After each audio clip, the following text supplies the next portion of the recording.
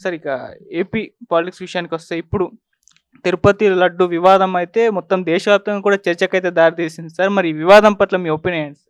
చంద్రబాబు దుర్మార్గమైన ఇది ఇవాళ.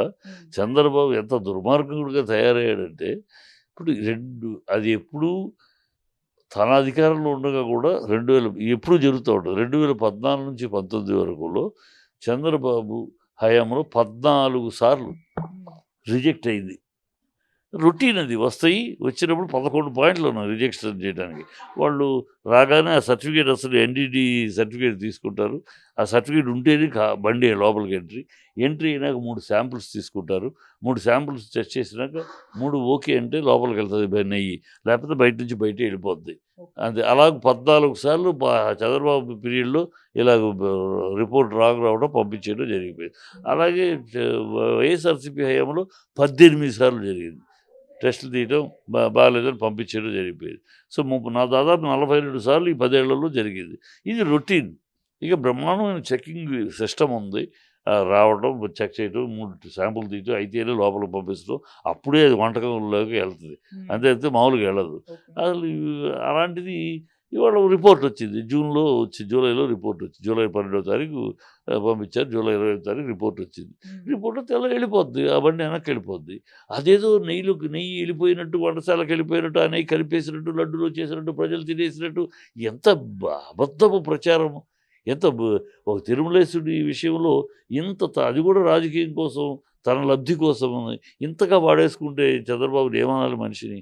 మనిషా అతను ఏమి దేవుడిని కూడా వాడు ఇప్పుడు అయన్నీ ఎందుకు చేస్తున్నాడంటే హడావిడంతా ప్రజలు ఎక్కడికక్కడ నిలదీస్తున్నారు. ఏమైంది సూపర్ 6? ఏమైంది వైజాగ్ స్టీల్ ప్లాంట్ విషయం ఏంటి?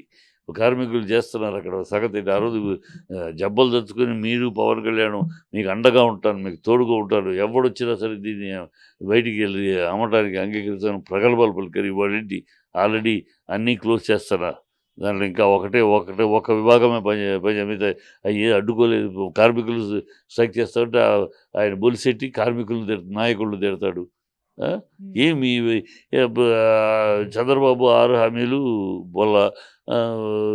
స్పెషల్ స్టేటస్ మంచి పొజిషన్‌లో ఉన్నాయి. ఇవాళ మనల్ని బట్టి కేంద్ర ప్రభుత్వం ఉంది. ఇవాళ పోరాడి తెచ్చుకోవచ్చు. అది మాట్లాడడు. ఇయన్నీ ప్రజలు అడుగుతున్నారు. స్పెషల్ స్టేటస్ ఏమైంది? వైజాగ్ స్టీల్ ప్లాంట్ సంగతి ఏమైంది? ఈ 6 హామీలు ఏమైనాయి? ఇయన్నీ చెప్పి అడుగుతారు, నిలదీస్తున్నారు.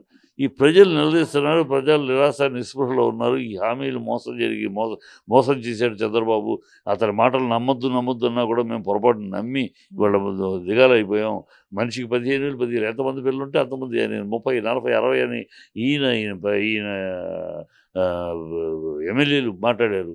అయన్నీ ప్రజలు అడుగుతారు. మీరే కదా చెప్పారు. మేము చెప్పమన్నాం. మీరే కదా చెప్పారు అని అడుగుతున్నారు. ఈటి నుంచి డైవర్ట్ చేయటం కోసం వీళ్ళ ప్రజలు ఈ విషయాన్ని ఇలాంటి తిరుపతి తీసుకొస్తే ఇలాంటిది అందరూ చర్చిస్తారు. ఆ విషయం మర్చిపోతారు. ప్రజలేం మర్చిపోరు. ఈ డ్రామాలేమి సాగవు. ఇప్పుడు సిట్ అంటాడెందుకు? చ సి సి సిబిఐకి ఇవ్వచ్చుగా. సిబిఐ లేదా సిట్టింగ్ సుప్రీంకోర్టు జడ్జి తోటి ఇవ్వచ్చు కదా. అప్పుడు నిజాలు తేలుతాయి కదా. నీ డ్రామా ఏంటో కాదట సిట్ అంటే స్టేట్ గవర్నమెంట్‌తో నీ చేతిలో నీ కంట్రోల్‌లో ఉండేది. నీ కంట్రోల్‌లో ఉండేది పెట్టుకుని ఏదో రిపోర్టు చేసి అసలు ఈ లోపలికి వెళ్ళలేదు. వచ్చినియి గతంలో రాలేదా? ఇప్పుడు వచ్చినియి మిస్టేక్స్ వస్తాయి. వాళ్ళు సప్లై చేసేవాళ్ళు తక్కువకి ఎందుకు ఇస్తున్నారంటే మీ హయాంలో కమిషన్లు. వీళ్ళ కమిషన్లు ఇవ్వు. మీరు తిరుపతి దేవస్థానం విషయంలో కూడా కమిషన్లు దొబ్బి మీరు రేటు పెంచారు. ఇప్పుడు కమిషన్లు అనేది no commission straight administration to straight dealer తప్పితే మధ్యలో మీడియేటర్స్ లేదు. ఏం తెలుసు మరి ఆ రోజు కమిటీలో దీన్ని యాక్సెప్ట్ చేసినప్పుడు కమిటీలో వాళ్ళందరూ మేజర్‌గా బీజేపీ వాళ్ళే ఉన్నారు. వాళ్ళ కమిటీకి తెలుసు అన్నీ. ఎవరిని ఏం చేస్తారో ఏం తెలుసు. మరి అప్పుడు కమిటీ వాళ్ళు ఎందుకు ఒప్పుకున్నారు ఈ కంపెనీని? కదా! అది కంపెనీ గతంలో నువ్వు చేసినప్పుడు కంపెనీను తప్పులు జరుగుతాయి. దీంట్లో 11 కారణాలు. ఒక కారణం కాదమ్మా. 11 కారణాలుంటాయి. 11 కారణాల ప్రకారం ఆ టెస్ట్‌లో 11 ఉంటే అన్నీ పాస్ అయితే సక్సెస్. లేకపోతే పంపించేస్తారు. అలాగే ఇంతవరకు ఈ 10 ఏళ్లలో 2014 నుంచి ఇప్పటిదాకా 42 సార్లు రిజెక్ట్ చేయబడింది. నీ హయాంలో 14 సార్లు, ఆయన హయాంలో 15 సార్లు. ఇంకా దీన్నేదో తప్పుడు జరిగిపోతుందని కథలు చెప్తే ఎట్లా? ప్రజలు మభ్యపెట్టాలి, ప్రజలు మోసపుచ్చాలని. తప్పితే దౌర్భాగ్యం దేవుడి విషయంలో చంద్రబాబు ఇంత ఇది పనికిరాదు. ఒకసారి దేవుడు కనికరించి బతికించాడు. ఇలా చేస్తే గట్టైన శిక్ష వేస్తారు. సార్ ఈ సిట్యుయేషన్ అనేది జగన్మోహన్ రెడ్డి గారు అయితే నెగిటివ్‌గా అయిపోయింది. ఫుల్ దేశవ్యాప్తంగా కూడా చాలా మంది విమర్శ అయితే దారి తీసింది. దీన్ని ఆయన హ్యాండిల్ చేయడంలో ఫెయిల్ అయ్యారా అని అనుకోవచ్చా? ఎవరు? జగన్మోహన్ రెడ్డి గారు. ఏం ఫెయిల్ అవ్వలేదు. జగన్మోహన్ రావు అందుకని ప్రైమ్ మినిస్టర్‌కి 9 పేజీల లెటర్ రాశాడు. ఈ డ్రామాకి ముందు తెర తీయండి మీరని. ప్రైమ్ మినిస్టర్ ఇన్వాల్వ్ అవ్వాలి. ప్రైమ్ మినిస్టర్ ఇన్వాల్వ్ అయ్యి, ఎందుకంటే ఇది దేశం మొత్తానికి సంబంధించిన విషయం. ఈ డ్రామాలు దేవుడి పేరు మీద ఈ డ్రామాలు ఆడటం, దేవుడి యొక్క విలువని తగ్గించడం, అసలు బుద్ధుందా? ఇలాంటి జరగద్దా? అంత సిస్టమ్ ఉంటే గౌరవంగా ఆ సిస్టమ్ ఎప్పుడు ఇది కూడా ఎందుకు ఇప్పుడు తీసుకొచ్చాడు? ఎప్పుడు జూలై 12 ఎప్పుడు అక్టోబరు 20లో అక్టోబర్ 20 తారీఖు 19 ఎప్పుడు జూలైలో చేసి ఎందుకు 3 నెలలు ఆగావు? దీన్ని పొలిటిసైజ్ చేసి దీన్ని అడ్వాంటేజ్గా వాడుకుంటానికి కోసం టైం కోసం ఎదురు చూశాడు. ఇప్పుడు ఎప్పుడైతే అక్కడ విశాఖ ఉక్కు దగ్గర కార్మికులు స్ట్రైక్ చేస్తూ ఆందోళన చేస్తున్నారో దాని నుంచి ప్రజల దృష్టి మరల్చడానికి ఇది తీసుకొచ్చాడు. నిజాయితీ ఉన్నవాడైతే 2012లో వెళ్ళింది, 2020లో 22వ తారీఖు 23వ తారీఖు రిపోర్ట్ వచ్చింది. ఆ రోజే చేసి ఉండొచ్చు కదా. ఆగస్టు, సెప్టెంబరు 2.5 నెలలు ఎందుకు ఆగినట్టు? ఈ సమయం కోసం అతని దగ్గర ప్రతిదీ రాజకీయం చేయటం, గ్లోబల్ ప్రచారం, ప్రతిదీ ఒక రాజకీయం చేసి తద్వారా లబ్ధి పొందటం, ప్రజల్ని కంగారు పెట్టేసి మభ్య పెట్టేసేసి ఏదో చేసేసి తను ఎస్కేప్ అవటం అసలు బాధ్యత నుంచి.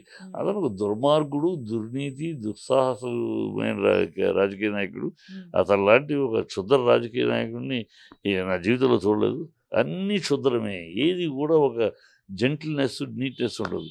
అంత క్షుద్ర పెద్దాన్ని ఎట్లా తిప్పాలి, ఎట్లా వంకర బుద్ధి, వంకర ఆలోచన, వంకర లక్షణాలు. దేవుడి విషయంలో కూడా ఆఖరికి అతను వంకర బుద్ధి బయటపడుతుంది.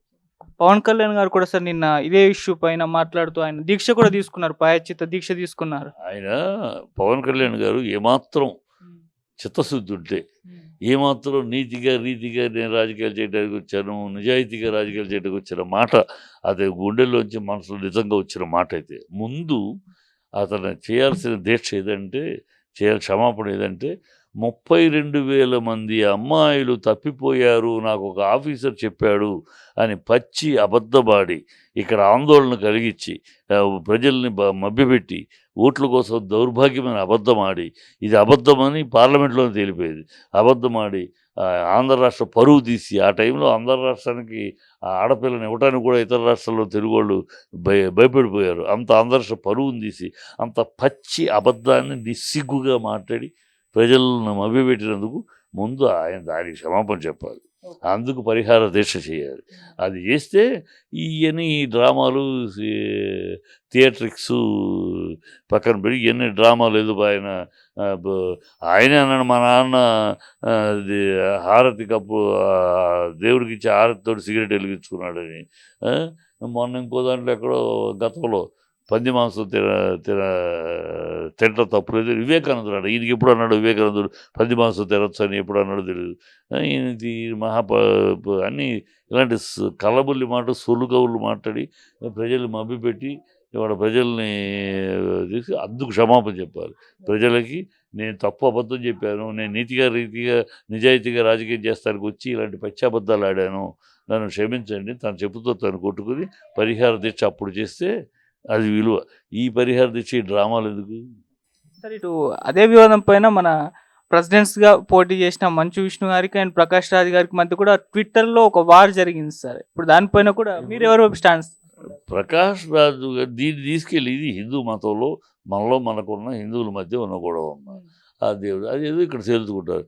దీన్ని మత సామరస్యం అంటే, మతాలు రెచ్చగొట్టేటువంటి బుద్ధి లేదు వాడికి అసలు వాడు ఒక సన్నాసి, వాడి దేవుడు లేడు అంటాడు.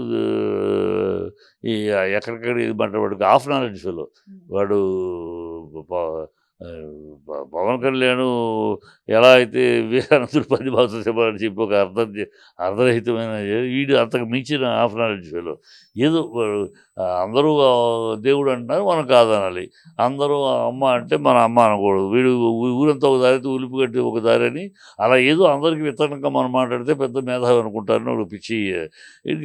దీనికి మత సామరస్యానికి సంబంధం ఏంటి? ఇది మొత్తం అతను అన్నమాట అన్నాడు, దాని గురించి మాట్లాడాలి. ఇది దానికి మత సామరస్యం అంటాడేంటి? పిచ్చవాడు, వాడికి ఏం మాట్లాడతాడు? అందుకనే ఆయన కొంచెం పద్ధతిలో ఉండి ఆలోచించి మాట్లాడేది, బుర్ర తక్కువ మాటలు మాట్లాడదు అన్నాడు. అంతే. సార్ ఎంటర్‌కి లడ్డు వ్యవహారంలో ఏం జరిగే అవకాశం ఉందంటే ఆరోపణలు, ప్రత్యారోపణల ద్వారానే ఇది ముగిసిపోతుంది గానీ దీంట్లో ఒక ఫలితం అంటూ తేలదని కొంతమంది అభిప్రాయం. లేదు చంద్రబాబు నాయుడు గారు ప్రూవ్ చేస్తారు అని. చంద్రబాబు తేల్చడు, అందుకనే సిట్టేసాడు. సిబిఐ అయితే తేలిపోతుంది పట్టపట్ట అని. సిట్టేసింది అందుకే. సిబిఐ ప్రైమ్ మినిస్టర్ గారికి లెటర్ వెళ్ళింది. ఆయన ఎప్పుడైనా సిబిఐ గబుక్కున ఆర్డర్ వేస్తాడేమో అని తొందరపడిపోయి సిట్ అనేసాడు. సో ఎందుకంటే ఆయన వస్తే మన సిబిఐ వస్తే దొరికిపోతాడు, తన డొల్లతనము, తన దొంగ మ్యాటరు అది ఇలా కానీ ఇవన్నీ బయటపడిపోతాయి. అసలు ఏం జరిగింది వచ్చేస్తుంది. సో అక్కడ నెయ్యి అనేది లడ్డూల్లో కలవలేదు. ఇలాంటి నెయ్యి వస్తే ఇమీడియట్గా రిజెక్ట్ అయ్యి వెళ్ళిపోతుంది తప్ప అది తీసుకోరు. అది నీ హయాంలో కూడా జరిగింది, వీళ్ళ హయాంలో జరిగింది. ఈ వాస్తవాలు తెలిసి అదేదో నెయ్యి కలిసిపోయినట్టు, దాంతో లడ్డూలు తయారు చేసినట్టు, అందరూ తినేసినట్టు, ఏం పిచ్చి మాట. నన్ను బండి సంజయ్ లడ్డు తీసి తిని చూపించాడు కదా, ఏమీ అదే తేడా లేదు, అదే టేస్ట్ అంతా బాగానే ఉంది. మరి నాకేమన్నా అయితే అప్పుడు చూద్దాం అన్నాను. మరి నువ్వు లడ్డూలు తిన్నాక మొన్న కూడా వెళ్ళి పదవి ఎక్కినాక కూడా వెళ్ళి తీసుకుని లడ్డు తిన్నాక అప్పుడేమైనా నీకేమైనా విరోచనాలు అయినాయా, లేదా కడుపులు నొప్పి ఏమైనా వచ్చింది? ఉన్న సులు మాటలను, గాలి మాటలు, ప్రతి దాన్ని రాజకీయంగా వాడుకోవాలి, ప్రతి దాన్ని ఈ జగన్ మీద దుమ్మేయాలి, ప్రతి దానికి జగన్ జగన్ జగన్ జగన్ జగన్ జగన్ జపం. ఇప్పుడు దుమ్ము వచ్చినా దగ్గు వచ్చినా జగన్ వల్లే దుమ్ము, విరోచనాలు అయినా జగన్ వల్లే విరోచనాలు. జగన్ జగన్ జగన్ పడి వస్తానాడు. ఇప్పటికీ అయిపోయింది. ప్రజలు ఎన్నికల్లో నేను గెలిపించారు, నీ పరిపాలన చూడు, ప్రజలకు ఇచ్చిన హామీల సగం చూడు, అది చూడు. అది వదిలేసి వరదల్లో ఇప్పటికీ అయిపోయినా వాళ్ళ పైన ఉన్న వాళ్ళకి ఇవ్వట్లేదు. అందరూ వీడియోలు చూస్తున్నాం కదా, కింద ఉన్న వాళ్ళకి ఇచ్చేస్తే ఇచ్చారు, పైన ఉన్న వాళ్ళు ఏంటి, వాళ్ళు ఎక్కడ దిగడానికి కూడా లేదు, వాడు తిండి లేదు, తిప్పలేదు కదా, వాళ్ళకి ఎవరట. పైన ఉన్నారు మీరు, వాళ్ళకి అన్నీ పోయినాయి, మీకు కొంతనే వాళ్ళకి, వీళ్ళకి 5,000 ఇస్తే వాళ్ళకి 1,000 రూపాయలు ఇవ్వాలి కదా, కనీసం పైన ఉన్న వాళ్ళు తిండికైనా.